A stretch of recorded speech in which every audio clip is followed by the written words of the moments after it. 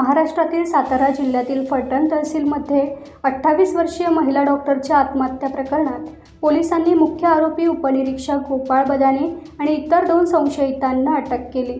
आत्महत्या करण्यापूर्वी महिला डॉक्टरने त्यांच्या तळहातावर त्यांची नावे लिहिली होती। हे प्रकरण उघडकीस आल्यानंतर बदाने यांना वरिष्ठ पोलीस अधिकाऱ्यांनी आधीच निलंबित केले। तिच्या सुसाईड नोटमध्ये डॉक्टरने पोलीस अधिकाऱ्यावर वारंवार बलात्कार आणि मानसिक छळ केल्याचा आणि सॉफ्टवेअर इंजिनियर प्रशांत बनकर यांच्यावर मानसिक छळ केल्याचा आरोप केला आहे। दरम्यान एका खासदाराच्या सहभागामुळे हे प्रकरण एक प्रमुख मुद्दा बनले आहे। गुरुवारी फलटणमधील एका हॉटेलमध्ये एका महिला सरकारी डॉक्टरचा मृतदेह लटकलेल्या अवस्थेत आढळला।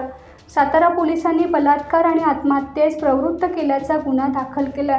महिला डॉक्टरवर अत्याचार करणाऱ्या नराधमाला फाशीची शिक्षा देण्याची मागणी डॉक्टरांच्या नातेवाईकांनी केली।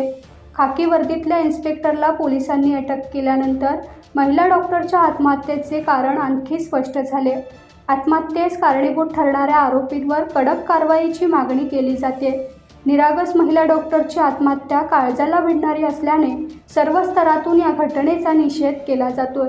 वैद्यकीय क्षेत्रातील श्रेणी अच्या डॉक्टर्सनी काळी फीत लावून कामकाज सुरू केले, मात्र सातारासह पश्चिम महाराष्ट्रातील सर्व सरकारी रुग्णालयातील डॉक्टर्सनी या विरोधात आंदोलन सुरू केले। टाइम्स डिजिटलला लाईक करा, सबस्क्राइब करा, शेअर करा आणि बेल आयकॉन दाबायला विसरू नका। पाहत रहा टाइम्स डिजिटल।